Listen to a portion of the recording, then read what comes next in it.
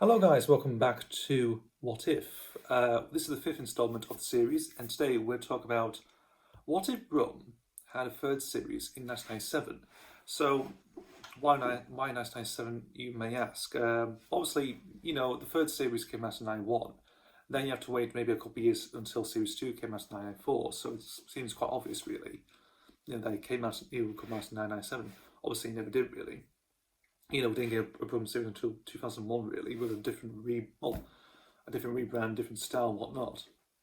But this would have been like the last series to feature Charlie Wilcox as narrator, and it would have been so. The last time it would have involved, Brum doing like the everyday activities, the everyday misadventures, really. Rather than Chase Roberts, of course, which have wild chases, Benny Hill type style chases in the 2000s.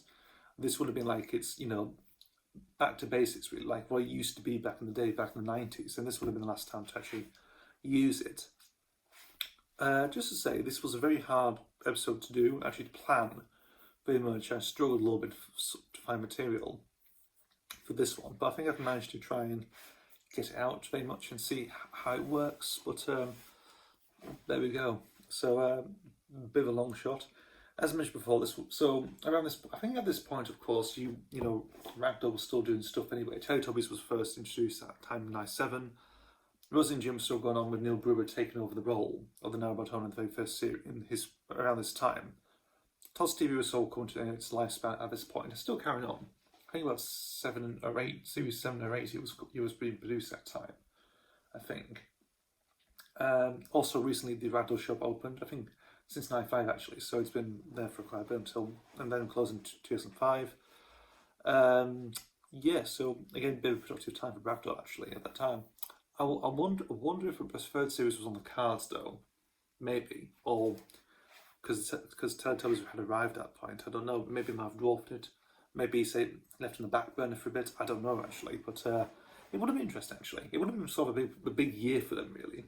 Having those like 4 main shows in 97 at that point. But I think one had to be let go, and obviously Brum did, really. Again, a lot more practical, but I mean, Teletubbies is more bigger than usual when it first came out. And if you look at the documentaries and everything else, it's massive production. So, there we go. So, as you mentioned before, this would have been the last time I actually featured Todd Wilcox as the narrator, very much. And obviously, we've got the kids taking over in the 2000s. Also, I don't know if it would have been the last time to actually include music from, what's his name, Andrew Corradi-Shard. I can't pronounce his name properly, that one. The composer's been doing a lot of stuff for Ragdoll for many years, of course. He did most of the themes. Might be the last time for him, actually, to work on Brum, actually. And, and the last time to actually feature, like, down-to-earth, relevant stories, really.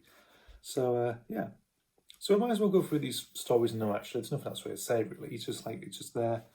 And let's do this. So episode 1 is Brum the Lifeguard. It's in a swimming pool really, and there's Brum just going around the pool very much like to keep it on like the Doolally family, I think it is. Like that family from Brum Goes Shopping type thing. Very much. So that's on there. Really. Obviously trying to save someone's life really. I think, try and pull them out or something, or pull them to the pool edge if they've suffered from drowning. I don't know, or think of trying to drown. People coming to drown. Might be the dad, who knows. Episode 2 is Brum Hot Air Balloon. Obviously we have Brum in the helicopter in the recent series. There are a few bits and pieces here and there, actually, of course, like different machinery. So I thought, this would be an interesting idea. Brum Hot Air Balloon, fair enough, that'd be an interesting one. Episode 3 is Brum Plays the Big Town. Sort of a play on a Puss and Pat book called Puss and Pat Plays for Greendale, which I think is used in the third installment of the series. Again, Brum ends up in a cricket match, really. So it's like it's a thing that Brum gets involved with sport, really. It's all going on in the later series is very much, but I think it just involves, chasing Roberts for the trophy or whatever, or stealing a ball or something. I don't know really. So it's just Brum getting involved in like the big town cricket game, very much. Episode 4 is Brum and the Aquarium. Just involved Brum just going around the aquarium, very much for the family, very much type thing. Episode 5 is Brum and a Very Hot Day. Just involves Brum selling the heat wave, really. We have Brum and a Very Windy Day and Brum and the Flood to some extent. So it's probably like, people are comically just hot on the beach and like, it's so hot, that type thing.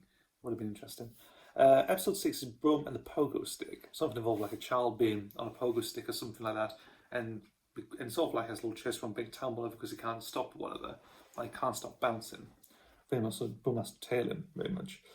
Episode 7 is Brum and the Chocolate Factory, which is basically Brum means it goes to Cadbury World, really. I didn't actually know what year Cadbury World was out.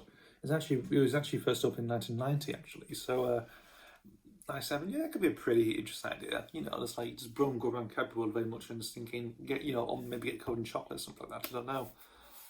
You know, similar to things Brum goes shopping, really. Episode 8 is Brum and the Litter Pickers. Just involves, Brum helping out with, what's his name? Rob the road sweeper, that's it. And also some of the kids involved just helping out pick up litter. That's been going on. Apparently the big town's been suffering for a bit of litter apocalypse or something like that, like a wave of litter that's been covered the whole big town, so they basically end up sorting that out, really. Episode 9 is Brum's Market Day, just Brum going around the market, like an open air market, just helping out with the customers, really. Or the storm now, just helping with some supplies, very much that type of thing. Episode 10, Brum and the Thunderstorm. Brum end up in this horrible weather, rain, thunder and lightning and everything else. And it's like, trying to help people during the situation, of course, like maybe get people to seek shelter, I don't know really. Or someone's umbrella goes flying, I don't know. Episode 11, Brum goes climbing. Basically, Brum goes like, there's some climbing places in Birmingham, so basically like, he does like a bit of abseiling and stuff like that, ends up climbing, of course, and maybe helps someone who has a fear of heights, I don't know. That'd be something. The penultimate episode is Brum and the Living Museum, which Brum goes to like an old-fashioned town, very much. Like, there's a few places like that. I mean, there's one in a place called Beamish in Durham that does sort of thing, in County Durham I've been a few times. Same thing, really. That one in Birmingham they do. So, it's like Brum going back to oldie world towns, really, at that time, really. That would have been actually interesting. It's like seeing, like, what people with funny clothes and whatnot. That'd be interesting. Something like that. And the final one, of course, is Brum and the Big Town Fireworks, which actually originates from an annual story from a BBC Toy Box annual story, actually. So and obviously this one may be adapted from there, or elements of using that thing. Don't really know, actually, but there we go. It just involves fireworks, like a celebration like him on Bonfire Night or whatever. So that's what Brum Series 3 would have been like in 1997. Really. So I don't know what your thoughts are. I'm wondering if you have any other ideas down below. Comment down below if you wish to. Thank you very much. So that's about it, really. So this is a little short one, this is. So Brum Series 3 from 1997. We never saw this, really, of course, until 2001.